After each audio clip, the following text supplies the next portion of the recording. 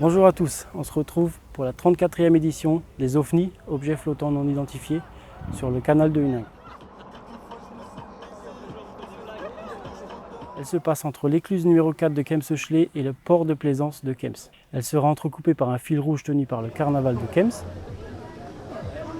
Une course d'environ 4 km qui réunit pour moitié-moitié des groupes privés et des associations kemsoises, que je tiens particulièrement à remercier, car malgré un week-end de pont, elles ont répondu présent. Merci aux équipages de se préparer.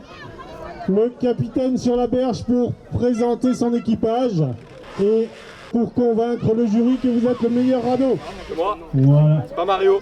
C'est pas Mario, c'est Luigi le capitaine. Alors c'est pas compliqué, nous c'est la remake de la 7ème compagnie.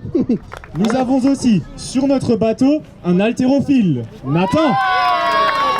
Les tournesols, les tournesols. On va s'occuper pour les attaques contre les autres bateaux parce que nous sommes un bateau de pirates.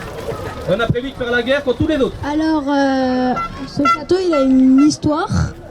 Ça s'appelle le Cœur de Dragon. Donc bravo le club de foot, on peut les applaudir.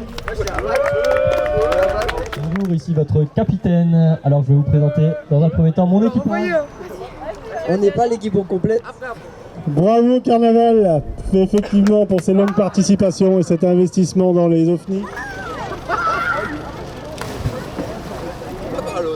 Le tennis de table a répondu présent avec un radeau et un stand de restauration, mais aussi la tenue du marché aux puces sur le port des Plaisances avec 160 places. Cela rapporte bien évidemment un peu plus de vie dans notre belle ville de Kems.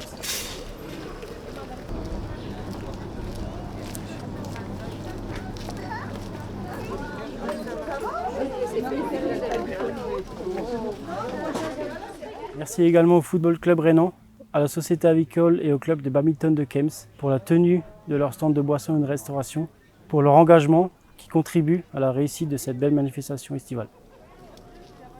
Pour les règles de la course OFNI, le gagnant n'est pas celui qui arrive le premier, mais celui qui offre une belle manifestation, une belle animation sur le canal de Huningue. Bien sûr, il y aura des points pour la sécurité, port de gilet obligatoire pour les mineurs, cordes et bouées obligatoires dans le radeau. Bien sûr, la stabilité est aussi prise en compte. Il faut arriver entier à l'arrivée et il faut réussir le fil rouge. Tout ça rapporte un nombre de points qui, cumulé, offrira la victoire aux plus aguerris.